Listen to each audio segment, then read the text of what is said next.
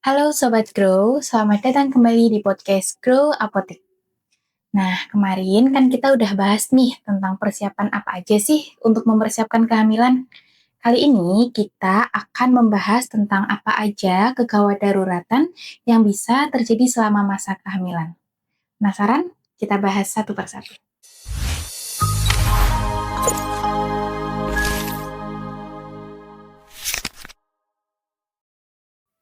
Nah, jadi sebenarnya apa aja sih dok kondisi kegawat daruratan yang bisa terjadi selama kehamilan pada ibu hamil?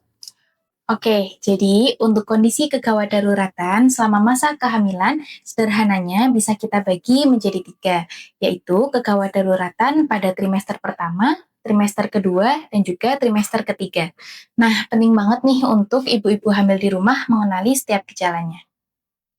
Oh, jadi ada pembagian trimesternya ya dok. Mungkin kita mulai dari trimester pertama nih dok. Apa aja kegawat daruratan yang perlu diwaspadai? Oke, pada trimester pertama ada banyak nih kegawat daruratannya. Yang pertama itu ada yang namanya abortus atau keguguran. Kemudian yang kedua itu ada mual muntah hebat selama masa kehamilan yang disebut dengan hiperemesis gravidarum.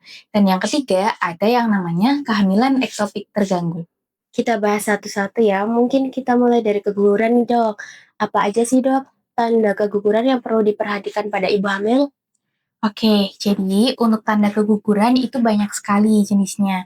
Yang pertama itu ada nyeri atau kram perut bawah. Kemudian yang kedua itu ada perdarahan.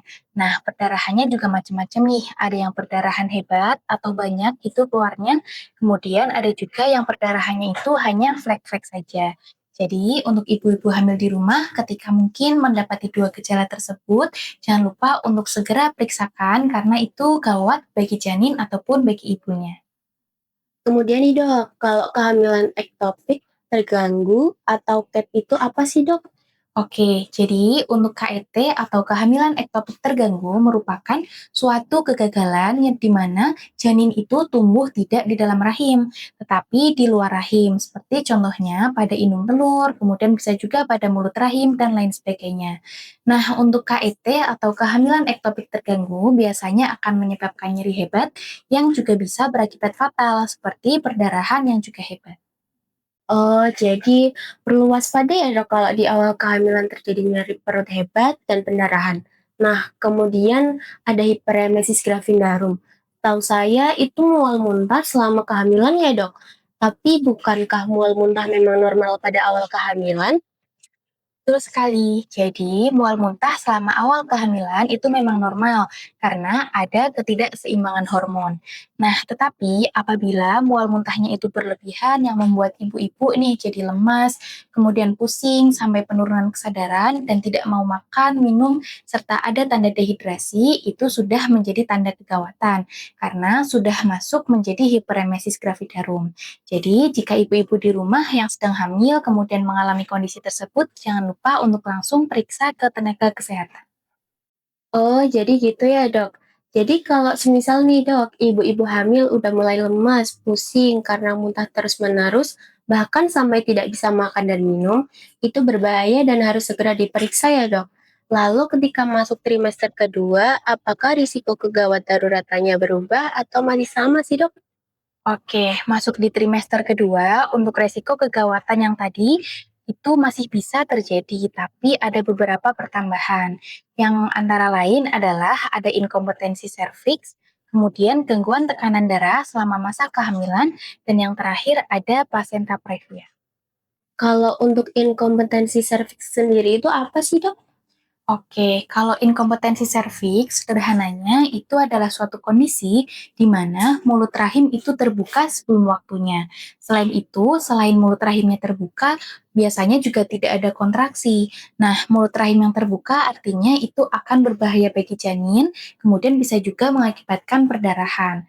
Karena gejalanya itu kadang ibu-ibu tidak sadar ya, makanya harus rutin untuk periksa dan juga USG untuk melihat kondisi dari rahimnya. Oh, jadi kalau semisal mulut rahim terbuka sebelum waktunya bisa bikin pendarahan ya, Dok?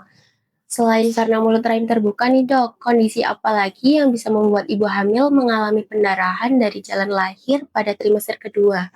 Oke, untuk kondisi perdarahan pada trimester kedua itu bisa disebabkan karena kondisi yang namanya plasenta previa. Nah, plasenta previa itu apa sih? Jadi, plasenta previa merupakan kondisi di mana plasentanya itu turun sehingga menutup jalan lahir. Nah, plasenta yang turun akan berakibat fatal bagi ibu maupun janin.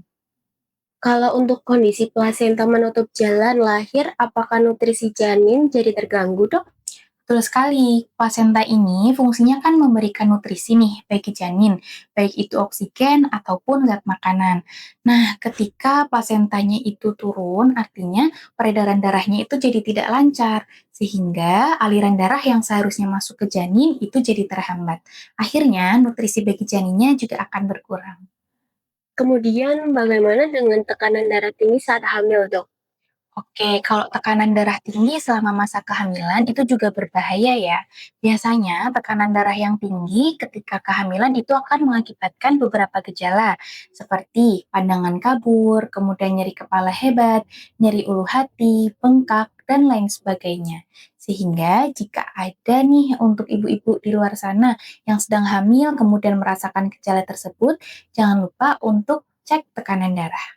Memangnya tekanan darah tinggi pada ibu hamil bisa berakibat apa aja sih, Dok?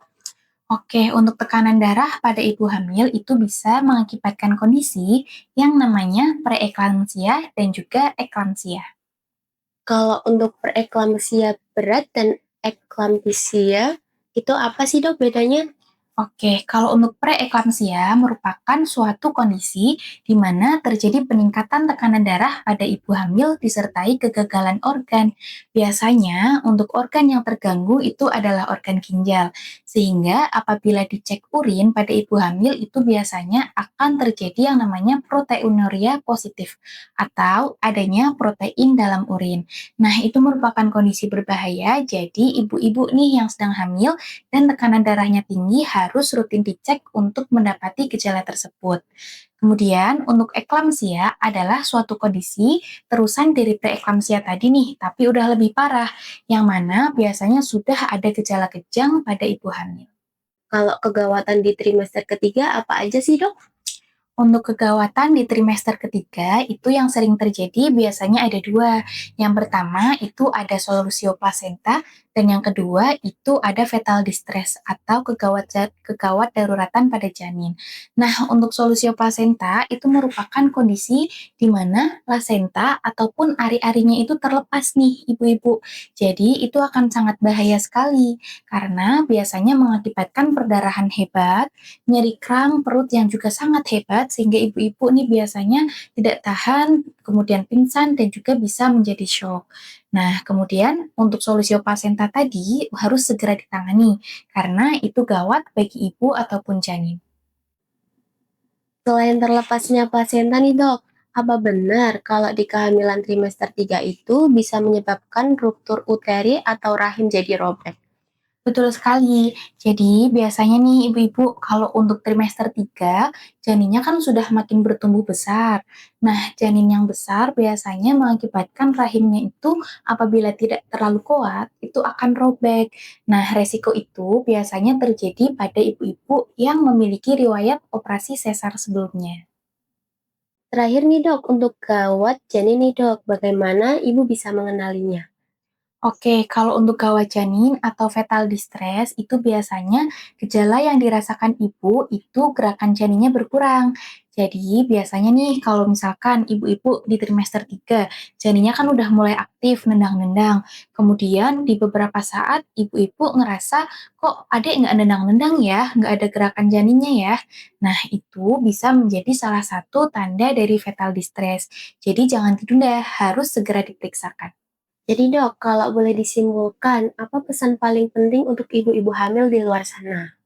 Oke, untuk ibu-ibu hamil di luar sana harus segera aware terhadap kondisinya, baik kondisi ibu ataupun janin. Gejala sekecil apapun yang dirasakan harus segera ditangani.